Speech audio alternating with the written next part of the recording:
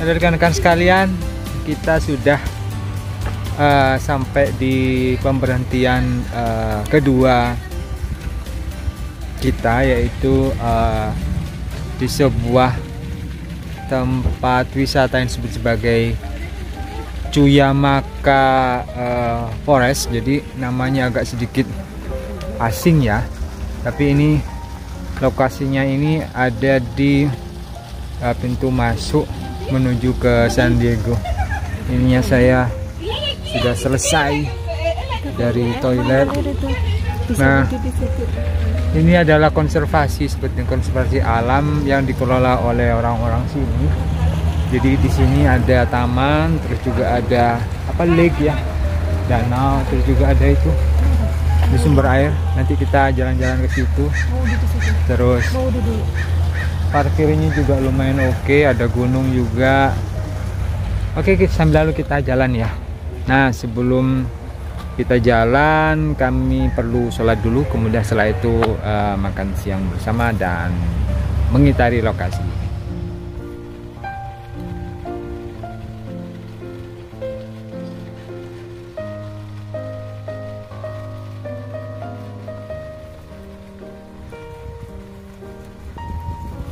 Nah, itu kelihatan ini adalah bagian dari Cuyamaka Rancho Park. Di situ ada gunung, kemudian juga ada danau. Sebenarnya danaunya ini sudah mulai mengering kayaknya, mungkin karena musim kemarau. Ini masih alami sekali, belum mendapatkan sentuhan tangan karena memang termasuk daerah konservasi, sehingga memang benar-benar dijaga keasliannya.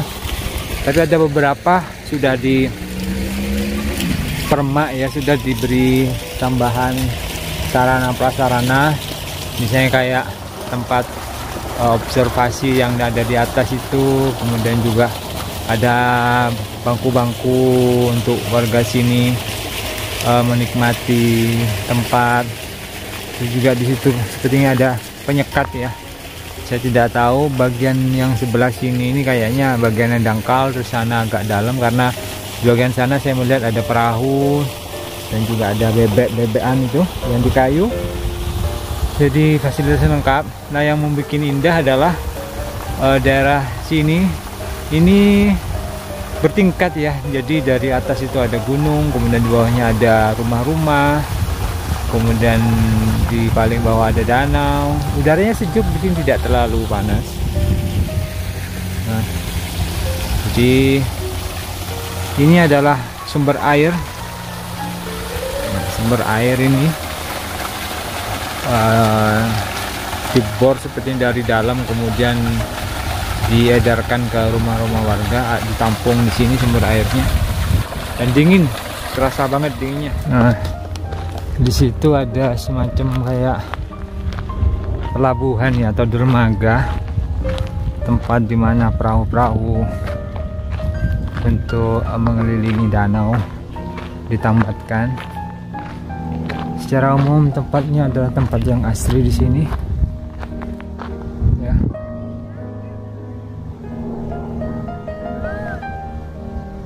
Begitu indah. Kebetulan cuaca dalam kondisi yang cerah, jadi matahari terasa begitu terang menyinari daerah ini, sehingga menunjukkan detail-detail dari apa yang terpampar atau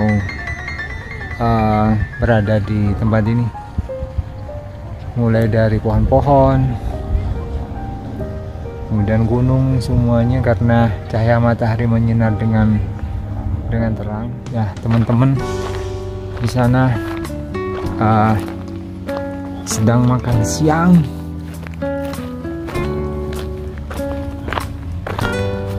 Sedang menikmati makan siang yang tertunda karena perjalanan tadi.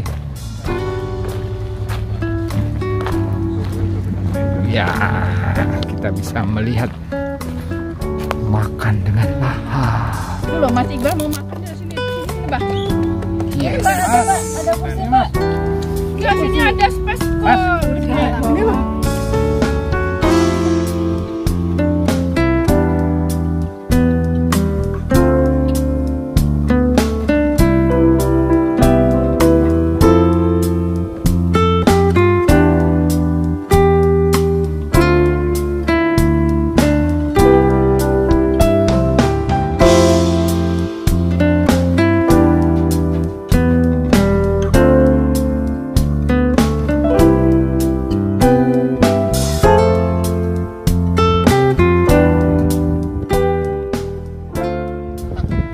Nah, di sini kita bisa melihat yang sebelah sana itu ada seperti rumah ya,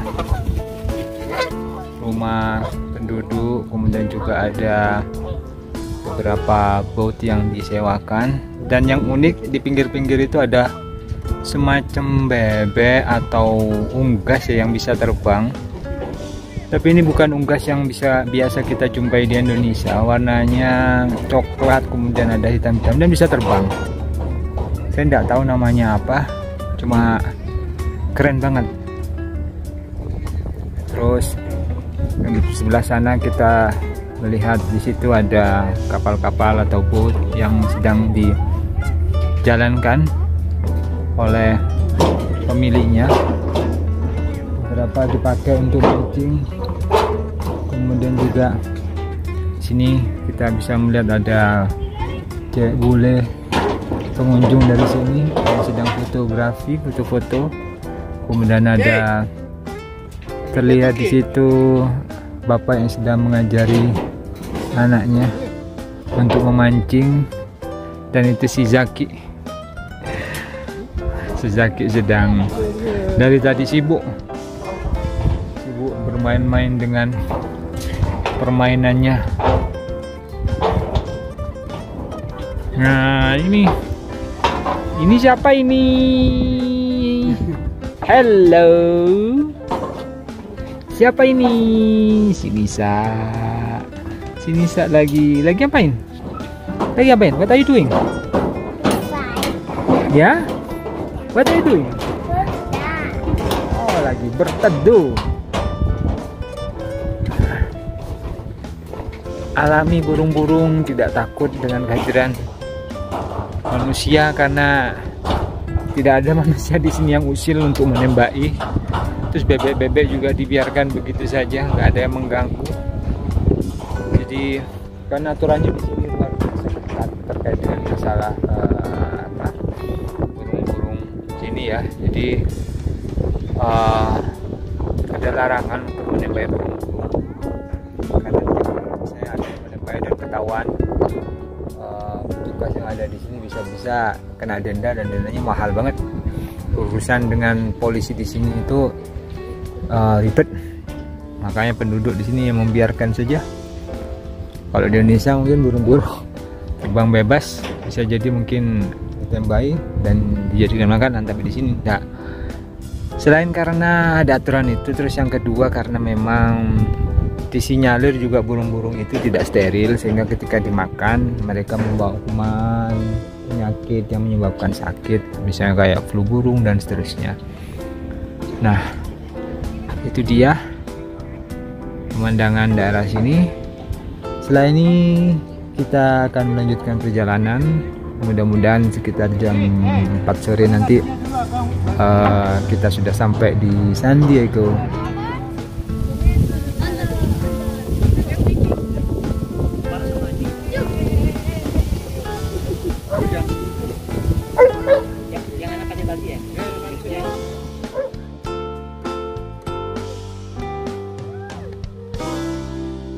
Sekolah tuh jemput pasti gitu anak.